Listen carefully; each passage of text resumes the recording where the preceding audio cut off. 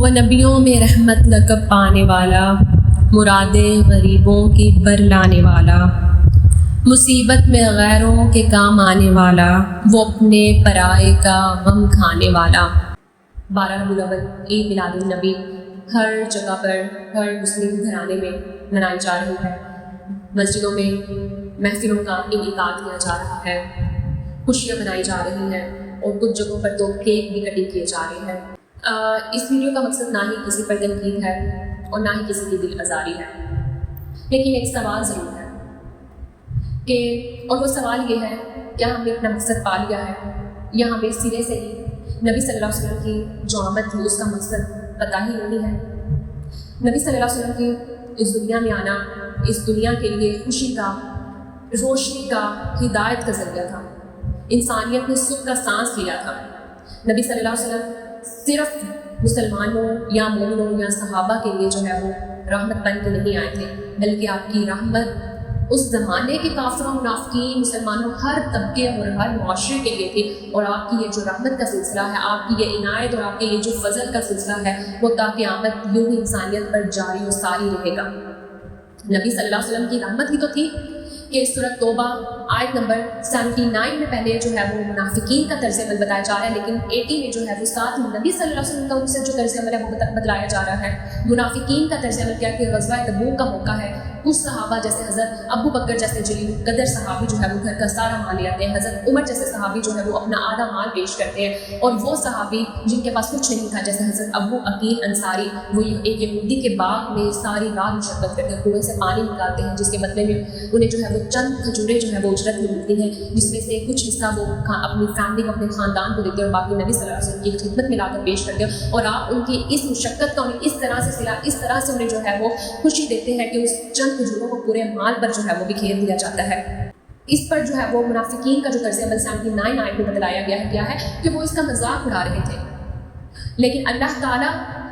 آیت نمبر 80 میں نبی صلی اللہ علیہ وسلم کا طرز عمل بتا رہے ہیں کہ نبی آپ ان کے لیے بخشش طلب کریں یا نہ طلب کریں، یعنی ہمارے نبی کی رحمت دیکھیں کہ منافقین کے لیے بخشش طلب کی جا رہی ہے۔ منافقین کا جو سردار عبداللہ بن ابی جب جو ہے وہ اس دنیا سے چلا جاتا، مر جاتا ہے، تو نبی صلی اللہ علیہ وسلم اس کا جو ہے وہ جا کے جنازہ بھی پڑھاتے ہیں۔ یہ تھی نبی صلی اللہ علیہ وسلم کی رحمت۔ اسی لیے تو نبی صلی اللہ علیہ وسلم صحابہ سے کیا کہتے تھے کہ مجھے کسی شخص کے بارے میں نہیں بتلاؤ، مطلب اس کے اندر جو برائی ہے کچھ بھی، کیونکہ میں چاہتا ہوں کہ میں جس سے بھی ملوں میں خوش اخلاقی کے ساتھ جو ہے وہ ملوں، لیکن آج ہم دوسروں کے بارے میں کریٹ کر پوچھتے ہیں۔ آیت نمبر 80 میں کیا ہے کہ نبی صلی اللہ علیہ وسلم کو کہا جا رہا ہے کہ آپ ان کے لیے 70 مرتبہ بھی بخشش طلب کریں گے تو اللہ انہیں معاف نہیں کرے گا، کیونکہ یہ لوگ جو ہے وہ کفر بھی ان کا جو ہے وہ بڑھتا جا رہا ہے، اور ایسے لوگوں کے لیے جو ہے وہ دردناک جو ہے وہ عذاب ہے۔ ان کے لیے جو ہے وہ سورۃ توبہ میں ہے کہ ان کے لیے دنیا میں بھی جو ہے وہ عذاب ہے، ان کے لیے آخرت میں بھی جو ہے وہ عذاب ہے، کیونکہ منافقین کا طرز عمل کیا تھا کہ وہ مسلمانوں کی ٹوپ میں لگے رہتے تھے اور ان کو جو ہے وہ نقصان پہنچانے میں ذرا بھی جو ہے وہ اس میں اسلام کی تعلیمات کی بات کریں، وہ صرف جو ہے وہ نماز روزے تک نہیں تھی، وہ صرف جو ہے وہ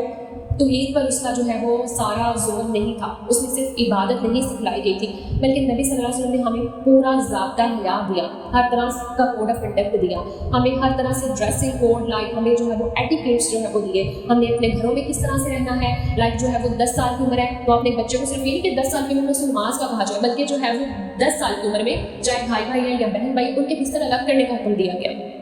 اسی طرح جو ہے وہ صرف گھر تک محدود نہیں، بلکہ اور صرف یہ بچوں تک نہیں، بلکہ جو ہے وہ ایک مرد کے لیے کیا کہا گیا کہ اس کا بہترین جو ہے وہ یہ نہیں کہ وہ کما کے لائے، بلکہ اس کا بہترین وقت جو اپنی اولاد کے لیے، اپنے گھر والوں کے لیے، یا پھر اس کے لیے جو سرمایہ ہوگا آخرت میں وہ کیا ہوگا کہ وہ جو ہے وہ ایک وقت متعین کرے جس میں وہ گھر والوں کو اپنے پاس بٹھائے اور انہیں جو ہے وہ نیکی کی، دین کی تعلیم دے۔ آج ہم یہ ایسا کر پا رہے ہیں؟ آج ہم اپنے گھر میں جو ہے نا نماز کا کسی کو بولیں تو ہمیں کہہ دیا جاتا ہے کہ تم اپنی نماز کی فکر کرو، مطلب آپ دوسرے کی تو بات چھوڑیں گے، آپ نے کسی باہر والے کو نماز کا کہا، آپ اپنے جو ہے وہ کسی کو نماز کا کہہ دیں تو وہ کہے گا کہ تم اپنی فکر کرو، میں اپنا، میرا اور اللہ کا معاملہ ہے۔ مطلب کیا یہ نان سینس بات ہے؟ کیونکہ ہمیں تو جو قرآن و سنت سے تعلیمات ملتی اس میں تو یہ ہے کہ اپنے آپ کو، اپنے گھر والوں کو جو ہے وہ جہنم کی آگ سے بچاؤ۔ شب معراج کا جو باقی تعلیمات کو سائڈ کر کے وہاں کا بہترین تحفہ کیا تھا؟ نماز تو ایمان والوں کے لیے بوجھ نہیں ہے، یہ بوجھ تو ان کے لیے ہے جن کے دلوں میں نفاق ہوتا ہے۔ تو نماز تو خوبصورت اللہ سے ملاقات کا جو ہے وہ ذریعہ ہے، جیسے نبی صلی اللہ علیہ وسلم نے فرمایا کہ جب تم نماز کے لیے کھڑے ہو تو تم اپنے سامنے رب کو تصور کرو کہ اللہ سے تم ملاقات کرو، اگر تمہیں نہیں یہ تم کر سکتے تو یہی کر لو، اپنے ذہن میں لے آؤ کہ اللہ تمہیں دیکھ رہا ہے، پھر اس کے بعد جو ہے وہ اگر آپ کی نماز ٹھیک ہے، مطلب اب دین اور جو ہے دنیا الگ نہیں ہے، آپ کی تعلیمات جو ہے، اگر ایک بندے کی نماز میں سکینت ہے نا، خوشو خضو ہے، تو نماز اس کو آٹومیٹیکلی جو ہے وہ کیا آتا ہے قرآن میں کہ نماز جو ہے بے حیائی اور برائی کے کام سے روکتی ہے۔ اگر ہماری نماز ایسا نہیں کرے تو اس کا مطلب کیا ہے کہ ہماری نماز میں جو ہے وہ فالٹ ہے، ہماری نماز جو ہے وہ درست ہونے والی ہے، کیونکہ اسلام نے دین اور دنیا کو الگ نہیں کیا، بلکہ ہر موقع پر جو ہے وہ ہمیں جو ہے کس طرح سے ہم نے ایک دوسرے کے ساتھ تعلقات اپنے کس طرح سے، اور پھر یہ تک آ چکا ہے کہ اگر جو ہے وہ اللہ تعالیٰ اپنے حقوق معاف کر دے گا لیکن بندوں کے حقوق معاف نہیں ہوں گے۔ اور آخری خطبہ میں نبی صلی اللہ علیہ وسلم جب آئے اس دور میں آپ دیکھیں کہ عورتوں کے ساتھ کتنا برا سلوک تھا، اور اسی طرح جو ہے غلاموں کے ساتھ کیا جو ہے وہ سلوک کیا جاتا تھا۔ ان دو طبقوں کے لیے تو خاص طور پر نبی صلی اللہ علیہ وسلم کی جو رحمت تھی، ان کی جو برکتیں تھیں، وہ تو ان لمیٹیڈ ہے نا۔ اور آخری خطبہ میں تو جہاں پر آپ نے کہا کہ عورتوں اور غلاموں کے معاملے میں اللہ سے لوگ عورتوں کے بارے میں بات کرتے ہو، نبی صلی اللہ علیہ وسلم رو پڑے تھے، اور آج کیا سلوک ہو رہا ہے۔ پوائنٹ پہ جو ہے وہ ہر کوئی بات کر رہا ہے، ہر کوئی بات کر رہا ہے، اور میرا صرف یہ ماننا ہے کہ جہاں ہم ایک لڑکی کی تعلیم پر، اپنی بیٹی کی تعلیم پر فوکس کر رہے ہیں، اوبویسلی عورت کی تعلیم بہت ضروری ہے، لیکن عورت تعلیم لے کر اب کیا ہے کہ وہ ریٹیلیٹ زیادہ کر رہی ہے، کیونکہ اسے جو معاشرے میں جو چیزیں ملی ہیں اس وجہ سے اسے کہ میرا وہ اپنی سروائیول موڈ میں ہے، اسے اپنے آپ کو اسٹیبل کرنا، اپنے آپ کو ڈیپینڈنٹ نہیں بلکہ انڈیپینڈنٹ بنانا ہے، تو وہ تو اس طرف چلی گئی ہے۔ تو ایک مرد کی جو تھی تعلیم، ایک